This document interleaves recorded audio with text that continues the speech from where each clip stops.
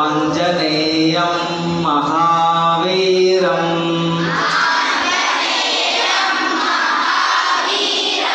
బ్రహ్మ విష్ణు శివాత్మకం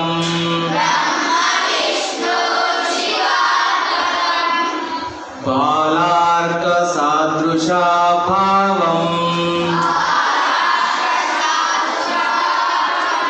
రామదూతం నమామ్యహం.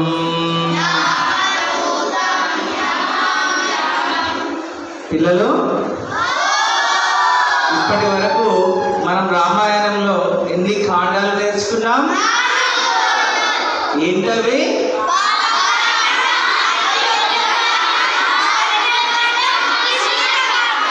గుడ్. ఇప్పుడు మరి 5వ కాండ ఏమిటి? సుందరకాండ. ఏంటి? ఈ 5వ కాండ సుందరకాండను ఈరోజు నేర్చుకుంటాం. ఈ సుందరకాండ పూర్తిగా హనుమంతుని కాండం. ఈ కాండంలో హనుమంతుని యొక్క ప్రతాపం మనం చూడబోతున్నాం. 4వ పర్వతం, 4వ కాండ కిష్కింధాకాండ ఎక్కడ ముగిసింది? హనుమంతుడు మహేంద్రగిరి పర్వతం నెక్కి లంక పైకి లంఘించడానికి సిద్ధంగా ఉండడంతో ముగుస్తుంది. ఇప్పుడు హనుమంతుడు తన మనసులో తన తల్లిదండ్రులను, గురువులను, వాయుదేవుని, హనుమంతుడు వాయునందనుడు, వాయుపుత్రుడు, వాయుదేవుని తలుచుకొని, ఎందుకు వాయుదేవుని తలుచుకున్నాడు? తన ప్రయాణం ఇప్పుడు సముద్రం మీదుగా వెళ్తుంది కాబట్టి, ఆకాశ మార్గాన వెళ్తుంది కాబట్టి తనకు సరి అయిన దిశను చూపించాలని వాయుదేవుని కోరుకుంటాడు. ఆ తర్వాత మహేంద్రగిరి నుంచి జై శ్రీరామ్ అంటూ ఒక్క ఉదుటున సముద్రం పై నుంచి లంఘిస్తాడు. ఎక్కడికి వెళ్ళాలి ఇప్పుడు? తను 100 యోజనాల దూరం ఉన్న లంకకు వెళ్ళడానికి. ఇలా తను వాయు వేగంతో మహేంద్రగిరి పర్వతం పై నుంచి వెళ్తుండగా, మహేంద్రగిరి పర్వత శిఖరం పైన ఉన్నటువంటి చెట్లు వేర్లతో సహా సమూలంగా పెకిలించబడి అతని వెనకాలే ప్రయాణం చేయసాగాయి. అంత వేగంతో, అంత శక్తితో ముందుకు వెళ్తున్నాడు. ఆ చెట్లకు పూసినటువంటి పువ్వులు రాలి సముద్రంలో పడసాగాయి. ఆ సముద్రంలో సుందర దృశ్యం ఆవిష్కరమైంది. ఇలా చెట్లు తన వెనకే వస్తున్నాయని హనుమంతుడు ఇలా ఒక్కసారి తన తోకను చులిపించడంతో చెట్లు సముద్రంలో పడిపోయాయి. ఇలా తన ప్రయాణాన్ని కొనసాగిస్తున్నాడు. సూర్యోదయ వేళలో ప్రారంభమైనటువంటి లంకాయానం మిట్ట మధ్యాహ్నం సరికి సూర్యుడు తన యొక్క వేడిని ప్రసరిస్తున్న సమయంలో దాదాపుగా సగం దూరం వరకు ప్రయాణించగలిగాడు. అప్పుడు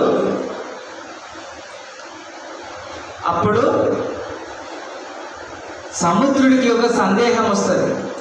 ఏంటంటే, బహుశా హనుమంతుడు అలసిపోయి ఉండవచ్చు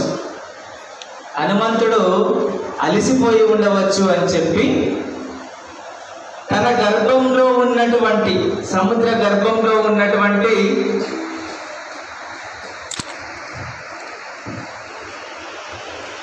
ఒక పర్వతం. ఆ పర్వతం పేరు మైనాకుడు. ఏ పేరు? మైనాకుడు అనే పర్వతం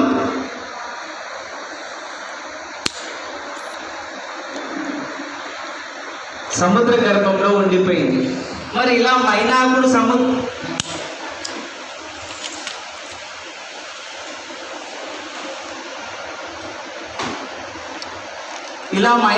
సముద్ర గర్భంలో ఎందుకు ఉండిపోయాడు? దీనికి ఒక గర్భంలో ఉన్నటువంటి ఒక పర్వతం, ఆ పర్వతం పేరేమిటి? మైనాకుడు అనేటువంటి పర్వతం సముద్ర గర్భంలో ఉన్నాడు. మరి మైనాకుడు సముద్ర గర్భంలో ఎందుకున్నాడు అంటే, ఒకప్పుడు పర్వతాలకు రెక్కలు ఉండేవి, వింగ్స్. ఆ రెక్కలతో ఆ పర్వతాలు ఎక్కడికి కావాలంటే అక్కడికి ఎగురుతూ వెళ్ళేవి. అలా వెళ్తున్న క్రమంలో ఒక్కోసారి అదుపు తప్పి కింద పడిపోయేటివి, ఒక్కొక్కసారి రెండు పర్వతాలు ఒకదానికొకటి గుద్దుకోవడం వల్ల ఆ పర్వత భాగాలు నేలపై పడడం వల్ల చాలామందికి ఇబ్బందిగా ఉండేది. దీనితో ఒకరోజు ఇంద్రుడు ఏం చేస్తాడు అంటే, తన వజ్రాయుధంతో ఆ పర్వతాల యొక్క రెక్కల్ని మొత్తం ఖండిస్తూ వస్తుంటాడు. ఆ సమయంలో మైనాకుడు అనేటువంటి పర్వతం తన రెక్కలను కాపాడుకోవడానికి వాయుదేవుడిని ప్రార్థిస్తాడు. వాయుదేవుడు ప్రత్యక్షమవగా, వాయుదేవ నన్ను సరైన దిశలో నడిపించి ఇంద్రుని బాధ నుంచి కాపాడవా అనగా, అప్పుడు వాయుదేవుడు ఇంద్రుడు చూడకుండా సరైన దిశలో నడిపించి సముద్రం వైపుకు తీసుకెళ్ళి సముద్రం లోపల అంతర్భాగాన సముద్ర గర్భాన ఆ మైనాకుడిని ఇంద్రుడికి కనబడకుండా దాచిపెట్టాడు. ఎప్పుడైతే ఇంద్రుడు ఒక్కొక్క పర్వతాన్ని ఖండిస్తూ వస్తుంటాడు, కానీ తాను మాత్రము మైనాకుడిని చూడడు. అలా మైనాకుడి యొక్క రెక్కలు అలాగే ఉండిపోతాయి. ఇప్పుడు సాగరుడు అంటే సముద్రుడు మైనాకుడికి ఏం చెప్తాడు అంటే, ఓ మైనాక, హనుమంతుడు లంకకు వెళ్ళడానికి ప్రయాణమైనాడు, అతను అలసిపోవచ్చు, కావున నువ్వు సముద్ర గర్భం నుంచి పైకి వచ్చావంటే ఇప్పుడు సముద్ర గర్భం పైన తేలుతూ ఉండాలి. ఎందుకు? రెక్కలున్నాయి కదా. అలా సముద్ర ఉపరితలం పైన నువ్వు తేలుతూ ఉంటే హనుమంతుడు నీ పర్వతం పైన కాసేపు విశ్రాంతి తీసుకుంటాడు అని చెప్పగా, మైనాకుడు సంతోషంతో, ఒకనాడు నాకు వాయుదేవుడు సహాయం చేసింది కాబట్టి వాయునందనుడైనటువంటి హనుమంతుడికి ఇప్పుడు నేను సహాయం చేస్తానని సంతోషంతో పైకొచ్చి తన దగ్గరికి వచ్చినటువంటి హనుమంతుడిని, హనుమ, నువ్వు అలసిపోయినట్టున్నావు, కాసేపు నా పైన విశ్రాంతి తీసుకో అని చెప్పగా, హనుమంతుడు ఏం చెప్తాడు, నేను అంగదాదులకు ఎక్కడ ఆగకుండా లంక వరకు ఏకదాటిగా వెళ్తానని మాట ఇచ్చి వచ్చాను. అంతేకాకుండా నేను ఇంకా అలసిపోలేదు, కావున నేను ఇప్పుడు విశ్రాంతి తీసుకోలేను. కానీ నువ్వు నా కోసం సముద్రం నుంచి పైకి వచ్చావు కాబట్టి నేను నీ కోసము నీ యొక్క పర్వత భాగాన్ని స్పృశిస్తాను అని చెప్పి ఆ పర్వతాన్ని తాకి అలా ముందుకు వెళ్తాడు. ఇలా వెళ్తుండగా మార్గ మధ్యంలో ఇంద్రుడికి ఒక ఆలోచన వస్తుంది.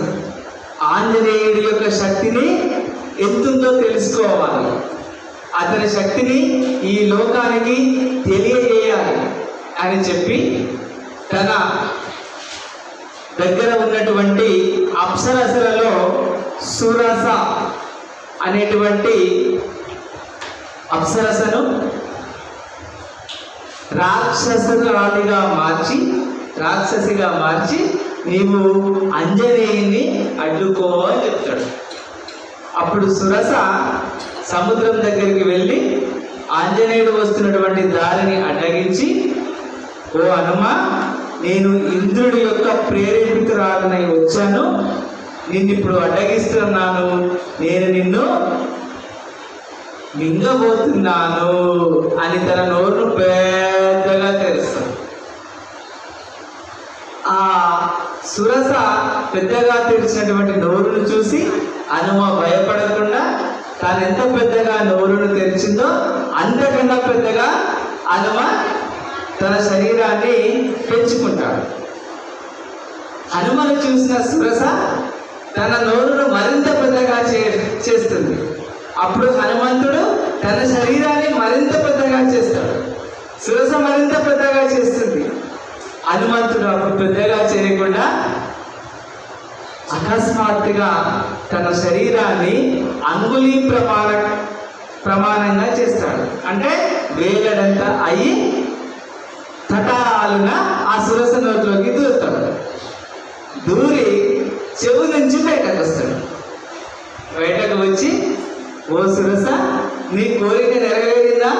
నేను నీ నోట్లోకి ప్రవేశించాను కదా, ఇంద్రుడి కోరిక కూడా నెరవేరింది కదా అని ఇంద్రుడు పంపించడం వల్ల ఈ సురసను చంపకుండా తన కోరికను నెరవేరుస్తూ బయటకు వస్తాడు. అంతటా సురస హనుమంతుని యొక్క శక్తిని గ్రహించి, ఓ హనుమ, విజయీ భవ అని దీవించి పంపిస్తుంది. అలా తన యొక్క వేగాన్ని మరింత పెంచుతూ సముద్ర మార్గం గుండా వెళుతున్నటువంటి హనుమకు అకస్మాత్తుగా తన వేగం తగ్గిపోయింది. హనుమకు ఆశ్చర్యం వేసింది. నేను నా వేగాన్ని తగ్గించకుండానే ఎందుకు నెమ్మదిగా వెళ్తున్నాను? చుట్టూ చూస్తాడు. పైన సూర్యుడు ఉన్నాడు ఆకాశంలో, మధ్యలో హనుమ ఉన్నాడు, కిందేముంది? సముద్రం ఉంది. హనుమంతుని యొక్క నీడ సముద్రంలో పడుతుంది. అప్పుడు సముద్రంలో ఒక రాక్షసి ఉంటుంది. ఆ రాక్షసి పేరు సింహిక.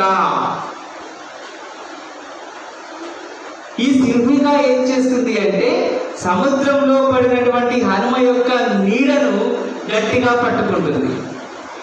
హనుమ నీడను గట్టిగా పట్టుకోవడంతో హనుమ యొక్క వేగం తగ్గింది. ఓహో, ఇదా అనుకునే లోపు ఆ సింహిక ఆ సముద్రం నుంచి పైకి వచ్చి హనుమంతుని మింగడానికి ప్రయత్నం చేస్తుంది. అంతటా తన యొక్క నోరును పెద్దగా చేస్తుంది. అప్పుడు హనుమంతుడు తన శరీరాన్ని మళ్ళీ పెద్దగా చేస్తాడు. సింహిక తన నోరును మరింత పెద్దగా చేయడంతో ఒక్కసారిగా తన యొక్క శరీరాన్ని హనుమ సూక్ష్మ రూపం ధరించి ఆ సింహిక నోట్లో నుంచి తన శరీరంలోకి వెళ్ళిన తర్వాత తన శరీరాన్ని ఆమె కన్నా పెద్దదిగా చేస్తాడు. ఇప్పుడు ఆమె శరీరంలోకి వెళ్ళినటువంటి హనుమ ఆమె కన్నా పెద్దగా కావడంతో ఆమె శరీరంలో పట్టక ఆ సింహిక యొక్క హృదయాన్ని చీల్చుకుని హనుమ బయటకు వస్తాడు. దాంతో ఆ సింహిక అక్కడికక్కడే గుండె పగిలి చస్తుంది. హనుమ సింహికను సంహరించిన తర్వాత అలాగే మరింత ముందుకు వెళ్తుంటాడు. సాయం సంధ్యా సమయం కావస్తుంది. సూర్యుడు తూర్పు నుంచి పశ్చిమం వైపుగా వెళ్తున్నాడు. ఆ సమయంలో అదిగో అల్లంత దూరం నుంచి ఎత్తైన భవనాలు, అంతఃపురం, రాజభవనం మరియు ఇతర వనాలు కనిపిస్తున్నాయి. ఏమిటై ఉంటుంది అది? లంకా నగరము. ఆ కనిపించేదే లంకా నగరము. దాంతో అతడు తన వేగాన్ని తగ్గిస్తాడు. ఎందుకు? ఆ లంకా నగరం పైన, భూమిపైన, నేలపైన దిగాలి కాబట్టి. మళ్ళీ అక్కడ లంకా నగరంలో దిగేటప్పుడు తాను త్రికూట పర్వతం మీదుగా దిగుతాడు. త్రికూట పర్వతం పైన దిగి లంకా ద్వారం దగ్గరికి వస్తాడు. ఆ లంకా ద్వారం దగ్గర ఒక రాక్షసి ఉంటది. ఆ రాక్షసి పేరు లంకిని. లంకా ద్వారం వద్ద ఉన్న రాక్షసి పేరేమిటి? లంకిని. ఆ లంకిని హనుమని చూసి, ఆ హనుమ త్రికూట పర్వతం పైన దిగిన తర్వాత తన శరీరాన్ని మామూలు స్థితికి తీసుకువస్తాడు. పెద్దగా కాకుండా తన మామూలు స్థితికి తీసుకొని వచ్చి ఆ ద్వారం దగ్గరికి రాగానే లంకిని ఏమంటది, ఎవరు నువ్వు, ఇక్కడికి ఎందుకు వచ్చావు? అప్పుడు చెప్తాడు హనుమ, నేను సుగ్రీవుని యొక్క సైన్యంలో ఉండే ఒక వానరుణ్ణి. వానరులకు ఇక్కడేం పని? ఓ లంకిని, మీ లంకా నగరం బహు సుందరంగా ఉందట కదా, చాలా అందంగా ఉందట కదా, స్వర్గం కన్నా చాలా బాగుందట కదా, అందుకే దాన్ని ఒకసారి చూసిపోదామని వచ్చిన. నన్ను ఒకసారి లోపలికి వెళ్ళనివ్వవు? నో, పోనివ్వ. అబ్బా ప్లీజ్ వెళ్ళనివ్వ. ఎంత బతిమిలాడినా, ఎంత ప్రాధేయపడ్డా ఆమె వెళ్ళనివ్వకపోవడంతో తన యొక్క శరీరాన్ని బాగా విస్తరించింది, పెద్దగా చేసింది, భయంకరంగా మార్చింది. హనుమంతుణ్ణి బయటకు వెళ్ళమని, లేదంటే ఇక్కడే నేను నిన్ను చంపేస్తానని బెదిరిస్తుంది. అంతటో హనుమంతుణ్ణి చంపేస్తానని బెదిరించడంతో హనుమ తనకన్నా స్థూల రూపం, వికట రూపం ధరించి పిడికిలు బిగించి లంకిని మొహంపై ఒక్క పిడుగు దుగ్గుతాడు. గుద్దగానే ఆమె నోట్ల నుంచి పాలు రాలి రక్తం కారుతూ ముక్కు పచ్చడై నేల కూలుతుంది. అప్పుడు లంకినికి ఒకనాడు బ్రహ్మదేవుడు చెప్పిన విషయం గుర్తుకొస్తుంది. ఏమిటది? ఎప్పుడైతే ఒక వానరం చేతిలో నువ్వు బంధపడతావో, ఎప్పుడైతే ఒక వానరం చేతిలో నువ్వు ఓడిపోతావో, అప్పుడు నీ శాప విమోచన జరుగుతుంది. అంటే అప్పుడు ఆమె రాక్షస రూపం మార్చుకొని ఆమె తన నిజ రూపానికి వెళ్తుంది. అంతేకాదు, ఆ క్షణం నుంచి రావణాసురుని యొక్క పతనం ప్రారంభమవుతుంది. రావణాసురుని పని ఇక అయిపోతుంది. అంటే లంకిని నేల కూర్చిన తర్వాత హనుమంతుడు లంకాపుర వైభవాన్ని సందర్శిస్తాడు. ఈ లంకాపురం ఎలా ఉంది అంటే చాలా ఎత్తైన భవనాలతో, ఉద్యానవనాలతో, బహు సుందరంగా, చూడముచ్చటగా, స్వర్గం కన్నా అందంగా ఉందా అన్నట్టుగా ఉంది. ఆ లంకాపురంలోని ప్రతి ఇల్లును, ప్రతి స్థలాన్ని హనుమ అన్వేషిస్తున్నాడు, చూస్తూ ఉన్నాడు. ఎందుకు చూస్తున్నాడు ప్రతి స్థలాన్ని? సీత ఎక్కడుందో వెతకడానికి. కానీ అతనికి ఎక్కడా సీత కనిపించలేదు. ఇంకా కొద్దిగా ముందుకు వెళ్ళిన తర్వాత ఒక అంతఃపురం వస్తుంది. అందులో చాలా మంది సౌందర్యవంతులు ఉంటారు, స్త్రీలు, సౌందర్య స్త్రీలు. అందులో సీత ఉందేమో అని చూస్తాడు. ఈమె సీత కావచ్చునా అనుకుంటాడు. కాదు కావచ్చు. ఈమెనా? కాదు కావచ్చు. ఈమెనా? కాదు కావచ్చు.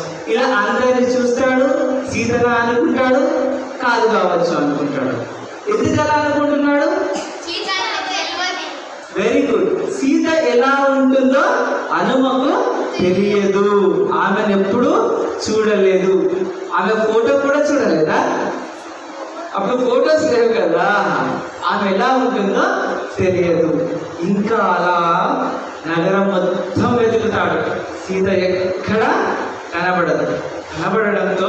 కనబడకపోవడంతో తను బాధపడుతూ అలసిపోయి ఒక పెద్ద చెట్టు మీద చిన్నగా మారి, సూక్ష్మ రూపంగా మారి కూర్చుంటాడు. ఎందుకు చిన్నగా మారిండు? ఎవరికి కనబడకుండా ఉండడానికి. అప్పుడు ఆ చెట్టు పక్కన ఉన్నటువంటి ఒక వనం, ఆ వనం పేరేమిటి? అశోకవనం. అశోకవనంలో నుంచి రామ రామ అనే మాటలు వినబడతాయి. లంకలో రామ రామ అనేవారు ఎవరైనా ఉంటారా? రావణ రావణ అనేవారు ఉంటారు. కానీ రామ రామ అనే పదం వారు ఎవరై ఉంటారు? అప్పుడు సీతనే ముమ్మాటికి సీతామాతనే అనుకొని నెమ్మదిగా ఆ వనంలోకి ప్రవేశించగా సీతామాత రాముడి కోసము దుఃఖిస్తుంది, బాధపడుతుంది. అప్పుడు తను వెళ్ళి సీతామాతను ఓదార్చి నేను రామదూతను అని చెప్పుదాం అనుకునే సమయంలో జై భవ విజయీ భవ, లంకేశ్వరుడు లంకాధీశుడు రావణ బ్రహ్మ వేం చేస్తున్నాడవో అంటూ భటులు నినాదాలు చేస్తారు. ఎందుకు? రావణుడు సీతను చూడడానికి అశోకవనానికి వస్తున్నాడు అన్నమాట. అప్పుడు అదే సమయంలో అప్పుడు హనుమ చెట్టుపై నుంచి దిగకుండా అలాగే కూర్చుంటాడు సైలెంట్గా. అప్పుడు రావణుడు సీత దగ్గరికి వచ్చి సీతను ప్రశ్నిస్తాడు, సీత ఇకనైనా నీ మనసు మార్చుకో, నన్ను పెళ్లి చేసుకో. నీవు గనక నన్ను పెళ్లి చేసుకుంటే ఈ లంకా రాజ్యానికి నిన్ను మహారాణిని చేస్తాను. స్వర్గం లాంటి ఈ లంకా రాజ్యంలో నీకు సర్వ సుఖాలు కలిగేలా చూస్తాను అని అడగగా అప్పుడు సీత అంటుంది, రావణుని వైపు చూడకుండా తన ముందు ఉన్నటువంటి ఒక గడ్డి పోచను చూస్తూ, తలెత్తకుండా గడ్డి పోచను చూస్తూ, ఆమె ఉద్దేశం ఏంది? ఆమె దృష్టిలో రావణుడు గడ్డి పోచతో సమానము అన్నట్టు. గడ్డి పోచను చెప్తుంది, ఓ రావణ, నువ్వేమనుకుంటున్నావు? నువ్వు ఎవరిని తీసుకొచ్చావు? ఎవరిని బంధించావు తెలుసా నీకు? నువ్వు ఎంత తప్పు చేశావో తెలుసా? సాక్షాత్ శ్రీరామచంద్రుని భార్య అయినటువంటి సీతను తీసుకొచ్చి చాలా తప్పు చేశావు. ఇప్పటికైనా మించింది లేదు. నన్ను వదిలిపెట్టు, రామునికి అప్పగించు. అప్పుడైనా నీవు ప్రాణాలతో బయటపడతావు, లేదా రాముడు ఇక్కడికి వచ్చాడంటే నిన్ను సంహరించడం సత్యం అని చెప్పగా, ఏమిటి? నరుడైన రాముడు నన్ను వధిస్తాడా? నన్ను సంహరిస్తాడా? అసాధ్యం. నా శక్తి సామర్థ్యాలు నీకు తెలియవు. నువ్వే మారి నాకు అర్ధాంగివిక అంటే రాముడి శక్తి సామర్థ్యాలే నీకు తెలియవు అని చెప్పడంతో రావణుడికి కోపం వస్తుంది. నిన్ను ఇప్పటి వరకు మంచిగా చెప్పి పెళ్లి చేసుకోవాలని చూశాను, ఇకనైనా నీవు నన్ను ఇష్టపడి పెళ్లి చేసుకోకపోతే 2 నెలలు టైం ఇస్తున్నాను నీకు. ఎన్ని రోజులు? 2 నెలలు సమయం ఇస్తున్నాను. ఈ 2 నెలల లోపల కనుక నీవు నన్ను పెళ్లి చేసుకోవడానికి కనుక ఒప్పుకోనట్టయితే నిన్ను బలవంతంగానైనా పెళ్లి చేసుకుంటా. అందుకు నువ్వు అంగీకరించకుంటే నిన్ను ముక్కలు ముక్కలుగా నరికి వేయిస్తా అని చెప్పి హెచ్చరించి వెళ్ళిపోతాడు. దాంతో సీత తెగ దుఃఖపడుతుంది.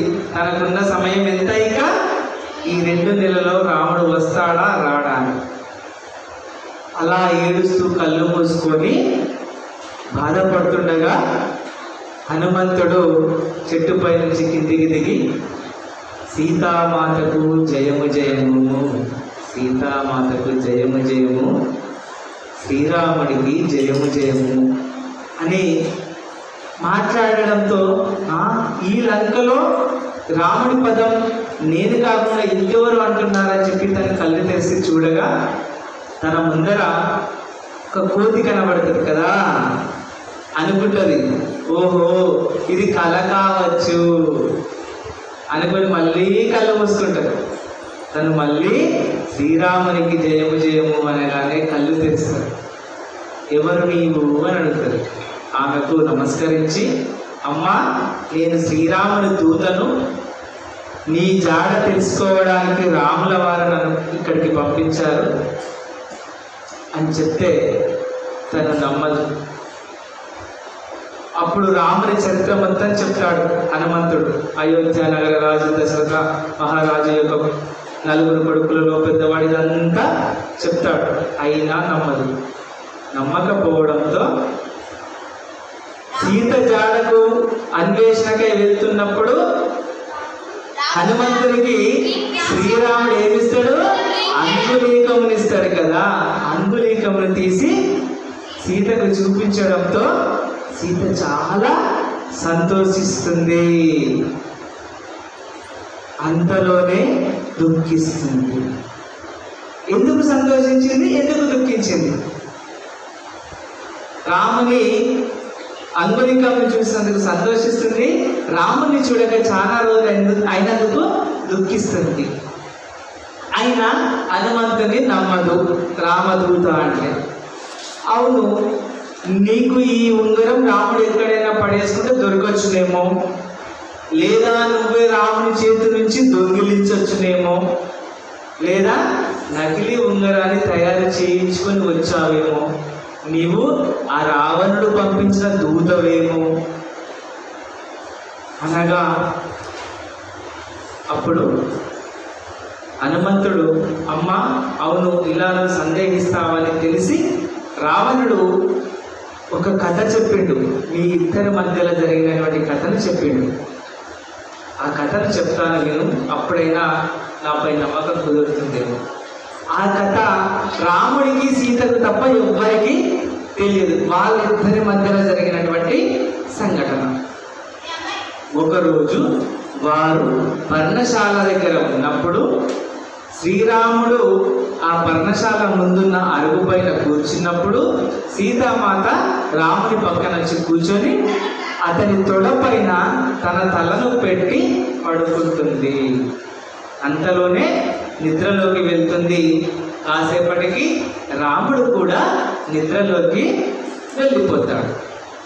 అదే సరి అయిన సమయం అని భావించి ఇంద్రుడి కొడుకైన జయంతుడు, ఎవరు?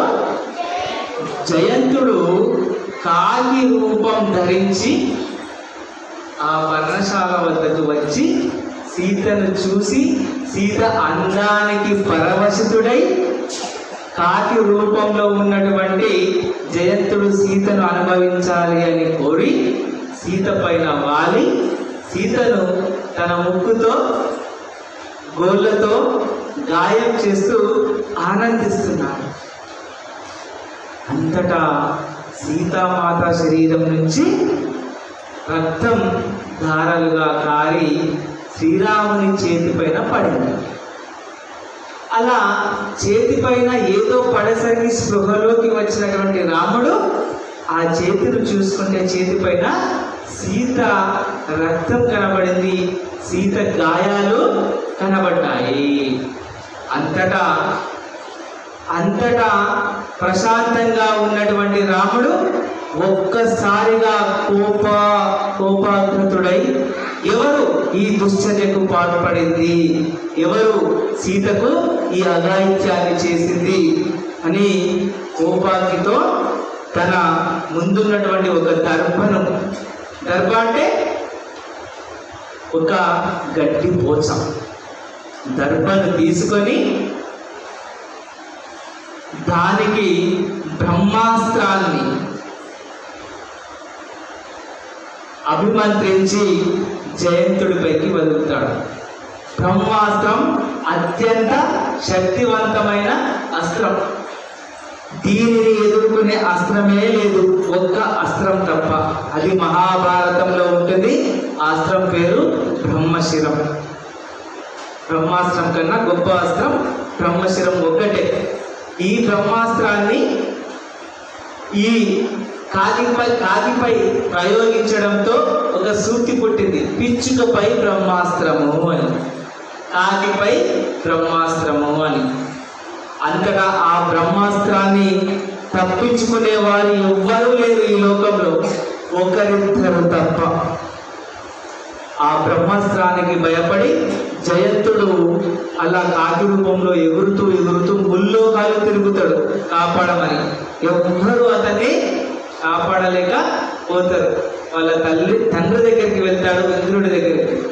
ఇంద్రుడు కూడా కాపాడలేకపోవడంతో చేసేది లేక తిరిగి తిరిగి తిరిగి రాముడి దగ్గరికి వచ్చి ఆయన పాదాలపై పడి క్షమించమని శరణు వేడుతాడు. ఎవరైనా ఒక తప్పు చేసి తప్పైందని శరణు వేడితే అలాంటి వారిని తప్పకుండా రక్షించడం, కాపాడడం ఒక ధర్మం.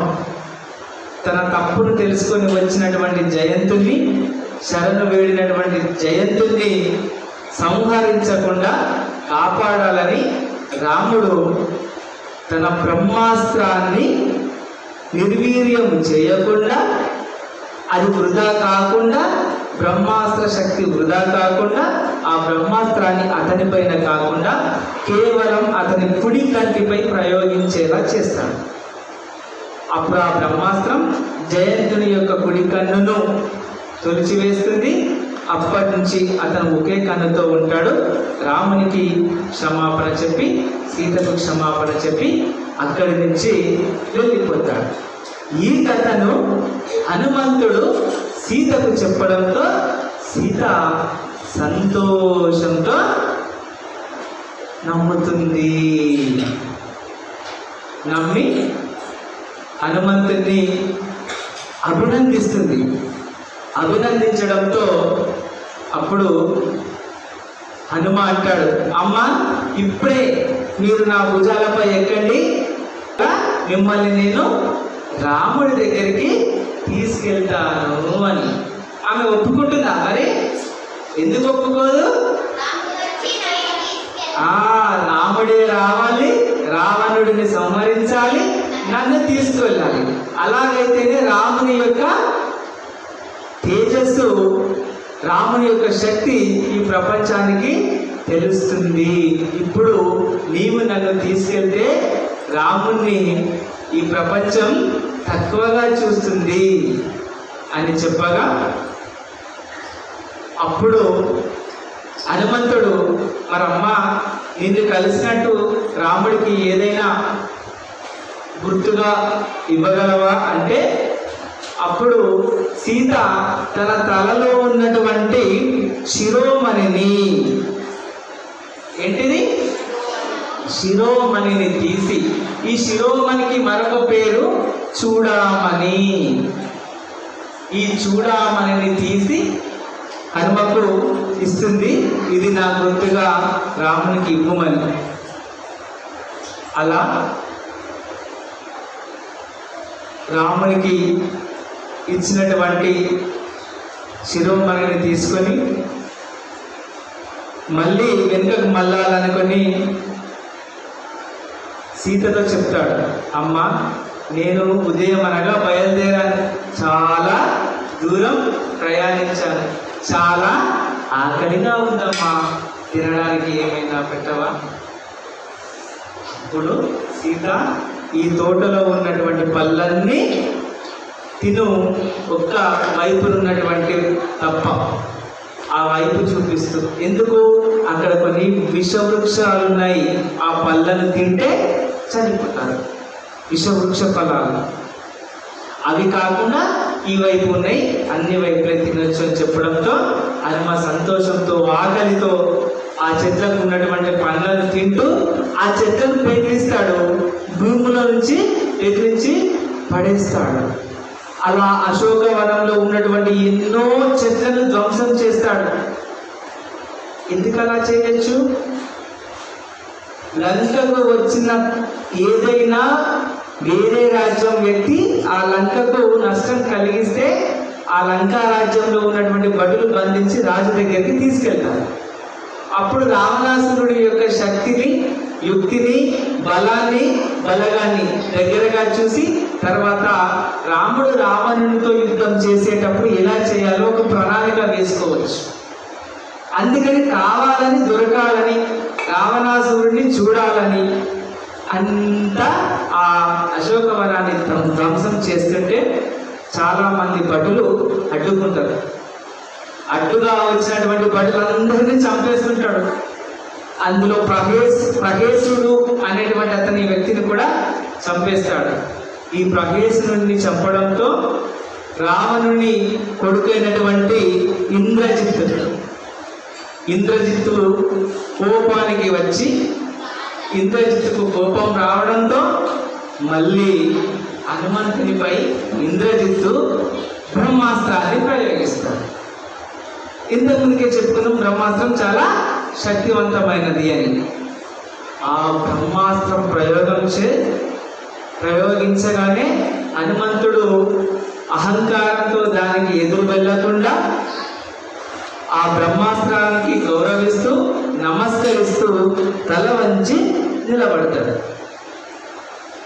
అంతటా ఆ బ్రహ్మాస్త్రం అతన్ని ఏమి చేయకపోగా కేవలం అతనికి గాయం కాకుండా తాడుగా మారి అతన్ని బంధిస్తుంది.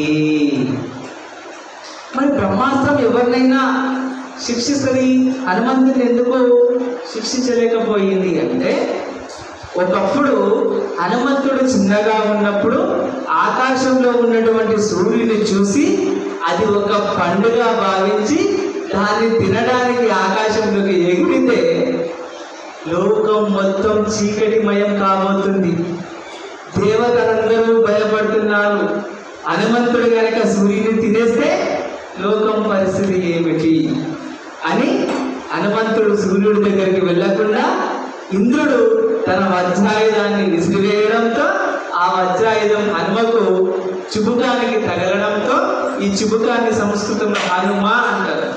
హనుమకు గాయం కావడంతో అప్పుడు ఆంజనేయుడికి హనుమ అనే పేరు వచ్చింది.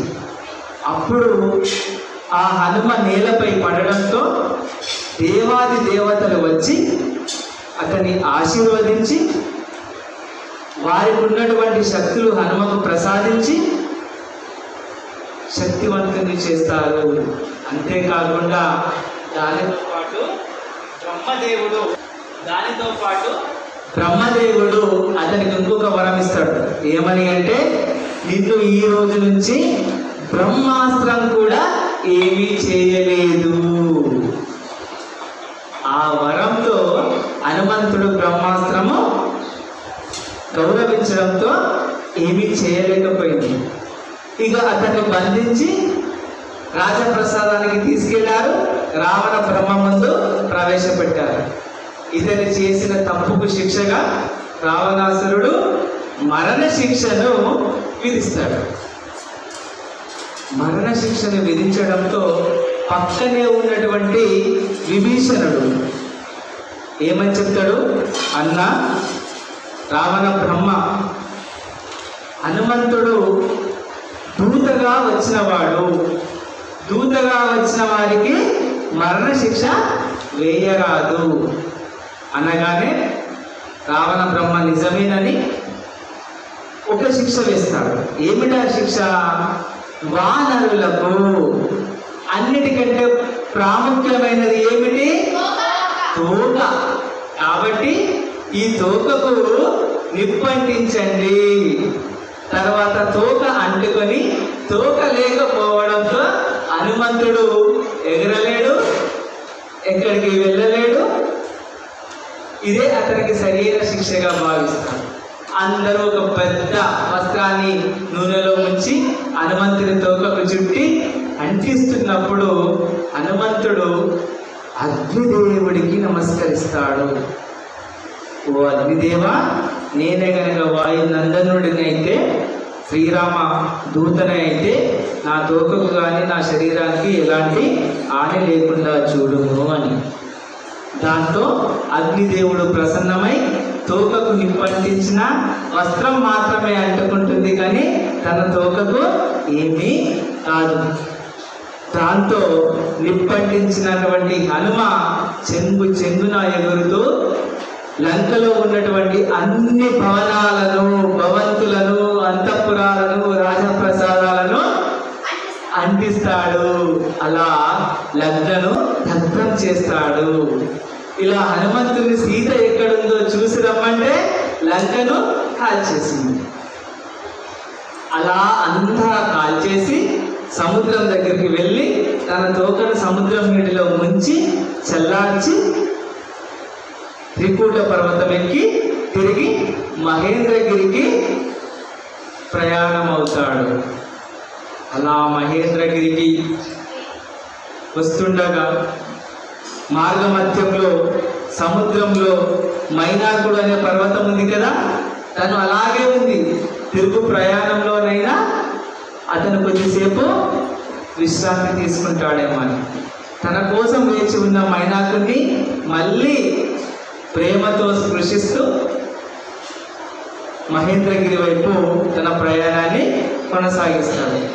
అలా కొద్ది దూరంలో మహేంద్రగిరి పర్వతం కనబడుతుండగా జై శ్రీరామ్ అంటూ విజయ గర్జనలు చేస్తూ సంతోషంతో వస్తుండడాన్ని చూసినటువంటి వానర సేన అంగాదులు జాంబవంతులందరూ జై భవ, జై హనుమాన్, జై శ్రీరామ్ అంటూ నినాదాలు చేస్తారు.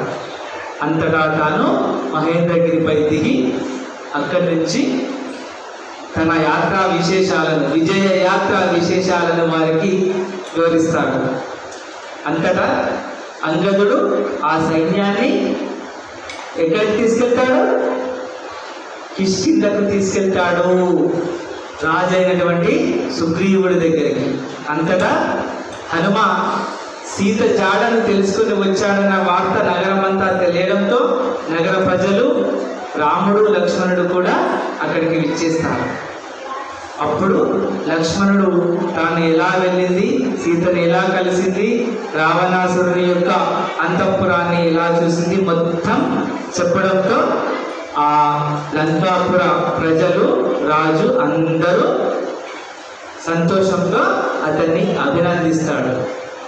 హనుమ ప్రత్యేకంగా రాముడి దగ్గరికి వెళ్ళి, సీత బాగుంది కానీ మీకోసం దుఃఖిస్తుంది, ఎప్పుడు వస్తారు అని ఎదురు చూస్తుంది, త్వరగా వచ్చి రావణ సంహారం చేసి తనను తీసుకుపోవాలని కోరుకుంటుంది అని తన గుర్తుగా ఇచ్చినటువంటి చూడమని రామునికి ఇవ్వడంతో రాముడు చూసి సంతోషించి అంతలోనే దుఃఖించడంతో సుగ్రీవుడు వచ్చి రాముణ్ణి ఓదార్చుతాడు. అప్పుడు తనకు సీత జాడను తెలిపినటువంటి హనుమంతుని సంతోషంతో ఆనందంతో రాముడు ఆలింగనం చేసుకుంటాడు. రాముడు ఆలింగనం చేసుకోగానే హనుమంతుడు చాలా సంతోషపడతాడు, మహదానందపడతాడు. ఇక సీత జాడ తెలిసింది, ఇక మిగిలిందేమిటి? రావణ సంహారం. లంకకు వెళ్ళాలి. ఎలా వెళ్ళాలి? సముద్రం ఉంది, అందరూ హనుమంతుడిలాగా వెళ్ళగలుగుతారా? ఏదో ఒకటి చేయాలి అని వాళ్ళు ఆలోచన చేస్తుంటారు. యుద్ధం చేయడానికి రావణుని యొక్క శక్తిని తెలుసుకున్నారు కాబట్టి పోరాడడానికి ఏమేమి అవసరమో అవన్నీ సమకూర్చుకొని యుద్ధ సన్నాహాలలో మునిగిపోతారు. ఇది సుందరాకాండ సమాప్తః.